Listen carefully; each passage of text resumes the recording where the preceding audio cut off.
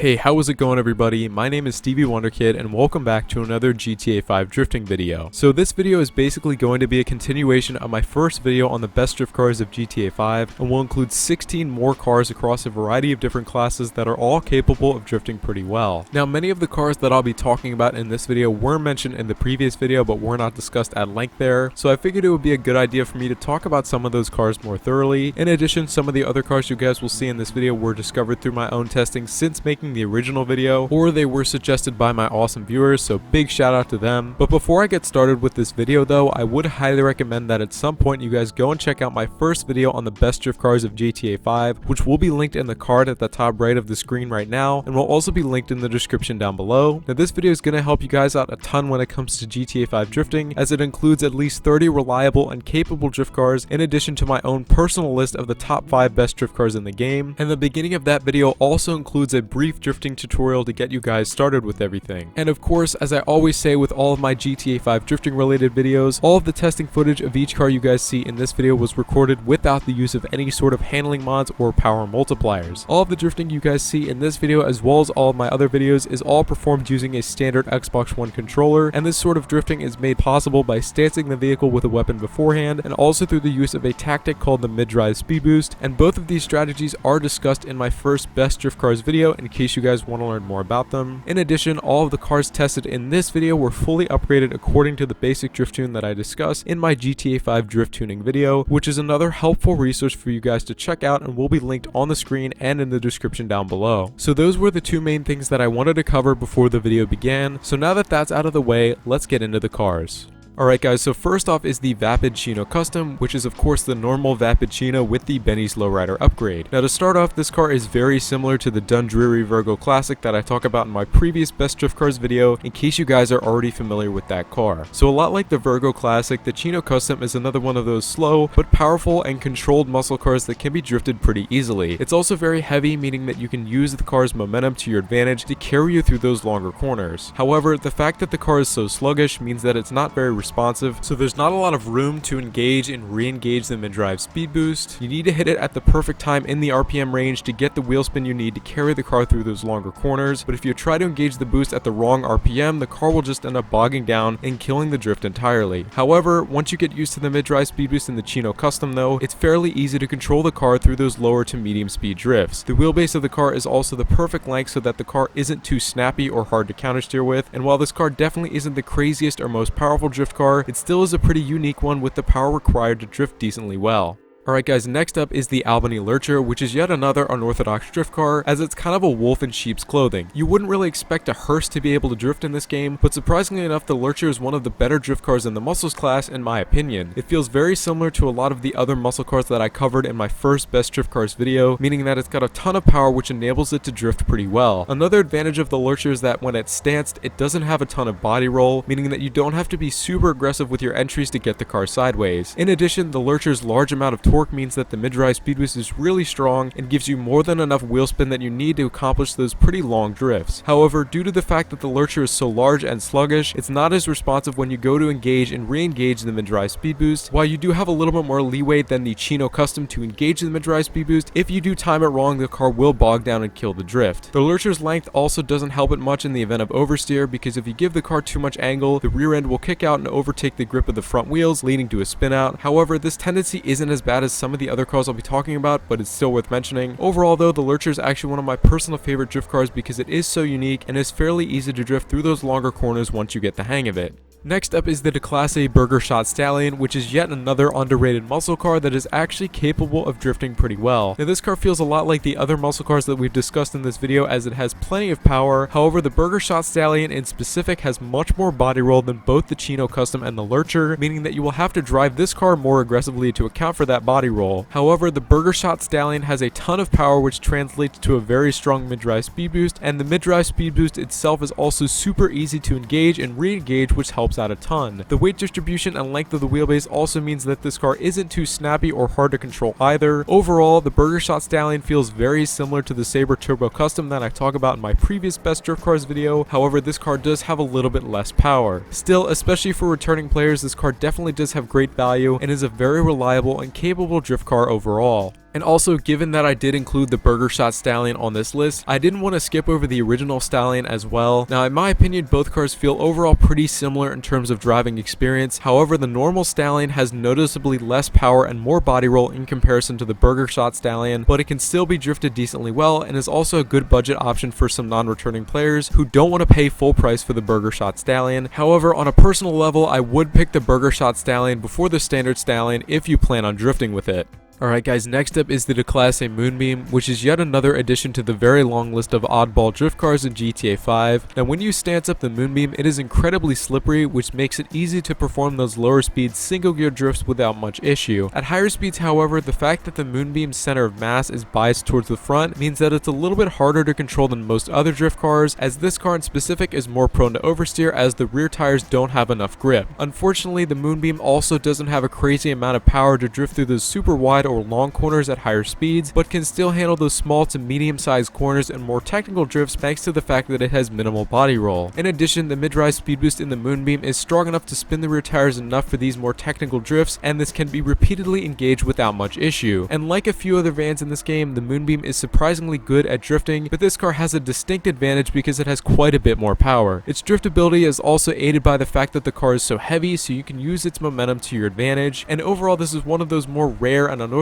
drift cars, but it definitely is cheap and definitely worth the value, so I would check this car out if you guys have the chance.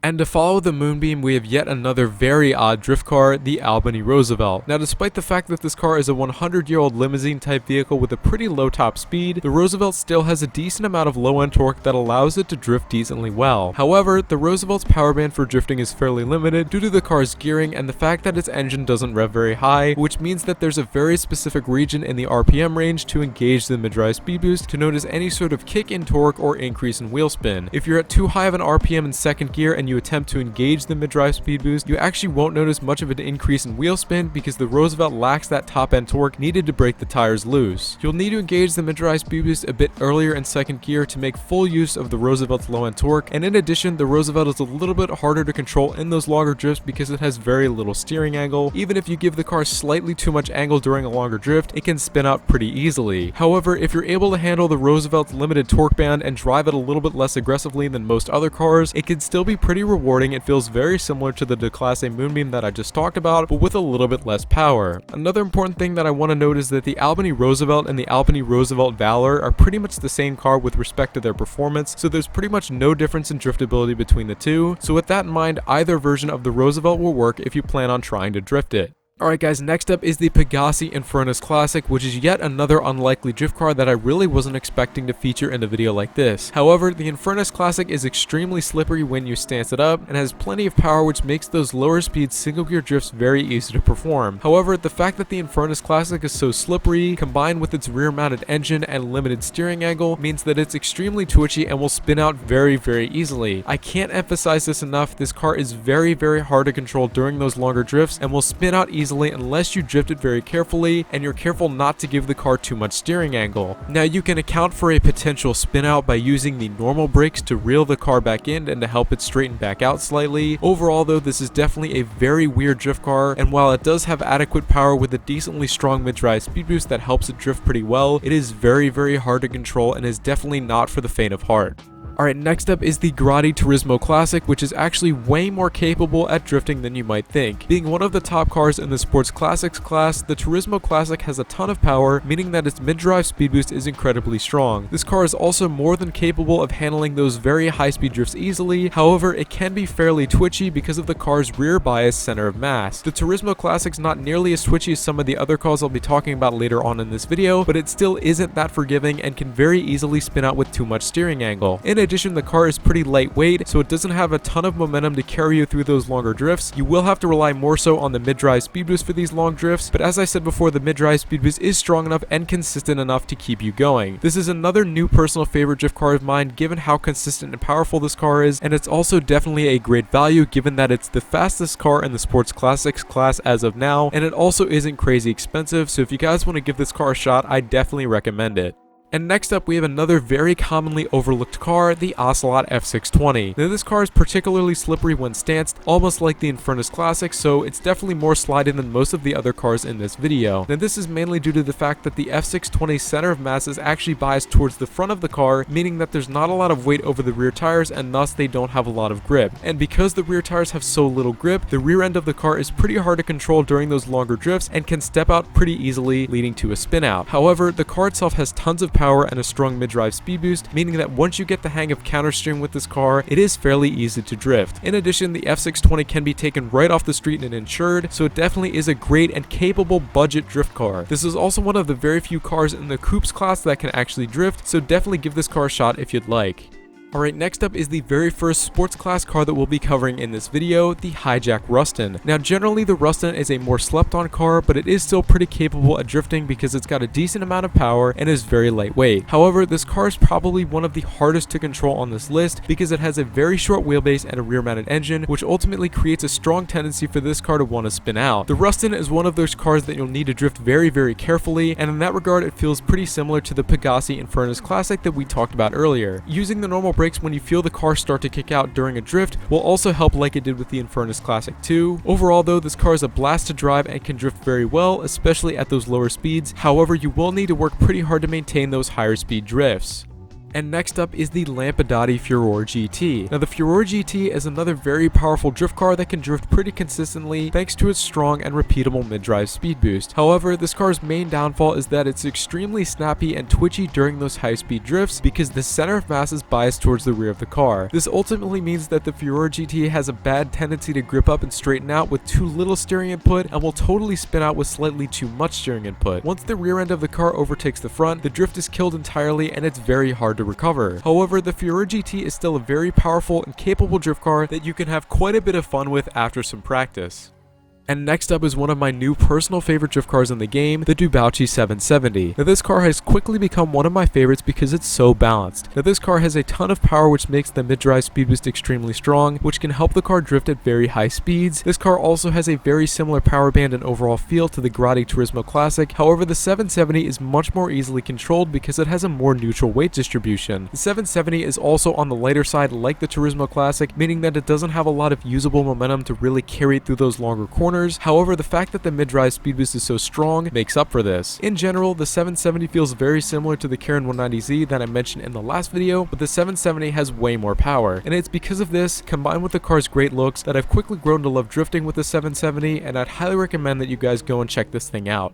Next up is another sports car, the Ocelot Lynx. Now this car overall feels very similar to the Dubauchi 770 in that both cars have a very strong mid-drive speed boost and are very powerful overall, and both cars are more lightweight and have a little bit more grip. However, the Lynx does have more body roll than the 770, meaning that you are going to have to drive the car more aggressively to account for that. The Lynx will also have the tendency to grip up during those longer drifts if you don't give the car enough steering input or you fail to re-engage the mid-drive speed boost. However, once you get to know the Lynx a bit more with some practice, drifting it is very fun because it's got plenty of power and is pretty forgiving if you overcorrect or give the car too much angle. And while the Lynx does drift pretty good and is overall a pretty mean car that's fun to drive, it is very expensive, so I would recommend trying out some of the cheaper drift cars covered either in this video or the first video before you consider buying this one. And next up is the Ocelot Pariah, which is already a pretty well-known car by the GTA 5 community for being extremely overpowered, but it's precisely because the car is so powerful that it drifts so easily. When you stance up the Pariah, the mid-drive speed boost breaks the tires loose very easily, and the boost itself lasts for a very long time, both of which can be leveraged to hold out decently long drifts in this car. However, a lot like the Furore GT, the Pariah still does have quite a bit of grip, so therefore it has a strong tendency to want to straighten out during those longer drifts. And it's because of this that you will need to drive the Pariah more aggressively and rely on weight transfers to get the car sideways, but again, if you give the car slightly too much angle, the rear end will overtake the front and the car will spin out. And while the Pariah isn't the best at drifting specifically, this car is still super balanced and also has a ton of uses outside of drifting and is pretty reasonably priced given its performance. It's definitely one of the more well-rounded cars in the game, so even if you don't plan on using this car for drifting, I would still highly recommend giving this car a look. And last but not least, we have yet another very weird drift car, the Pfister 811, which in my opinion is probably about as rare of a drift car as the Hijack Chameleon. However, the Pfister 811 is especially unique because this car is actually all-wheel drive. Now, while 80% of the 811's power is directed towards the rear wheels based on its handling files, 20% of that power still does go to the front wheels, which makes the 811 handle unlike most other drift cars in the game. Now, this power distribution has more of an effect on how the car drifts at higher speeds, but first, I do want to talk about how capable this car is with drifting at those lower speeds. So as it turns out, the 811 is actually extremely easy to drift at those lower to medium speeds because the car makes an insane amount of power and is also very slippery when it is stanced. So once the 811 is in second gear, it will actually drift through decently long corners in second gear so long as you keep tapping the handbrake. So tapping the handbrake regularly throughout the drift will serve to brake and keep those rear tires loose to prolong the slide, but at the same time, the 20% of the car's power that goes to the front wheels will allow the front wheels to pull the car through the drift pretty easily. So this is actually an extremely easy method of drifting, especially for beginner drifters. However, in a car like the 811, you can't give it a lot of steering input during drifting. This is because the car's center of mass is biased towards the rear wheels, and the car is also very slippery in general, so slightly too much steering input can cause all tires to lose grip, resulting in a spin out. And this is also a consideration you'll need to make for those higher speed drifts as well. Now, speaking of higher speed drifts, in the 811 these are actually extremely difficult to perform, mainly due to the car's all-wheel drive drivetrain. Now, in case you guys didn't already know this, you can do the mid-rise speed boost in an all-wheel drive car, but when you engage it, you will have to tap both the normal brake in addition to the handbrake. Now, performing the mid-drive speed boost in this way is the key to drifting the 811 at higher speeds because you can really make use of the car's top-end power to carry you through those long corners. However, you have to be very high in the RPM range to engage the boost. You're going to lose quite a bit of wheel speed and the RPMs will drop when you tap both the brake and the handbrake, so if you try to engage the boost too low in the RPM range, the car will just bog down. So this means you're going to have to be performing pretty high speed drifts through very long or wide corners to use the mid-drive speed boost method to drift this car. I even had a lot of trouble consistently repeating the mid-drive speed boost for those higher speed drifts, so while doing this style of drifting is possible in the 811, it definitely isn't for the faint of heart. Overall though, I still think that the 811 is up there as one of the most overlooked drift cars in this game, and I'm bummed that I only just discovered it. However, it is a very fun time, especially for drifting at those lower to medium speeds, and I hope that I was able to explain enough about this car so that way you guys are going to be able to give it a shot for yourselves.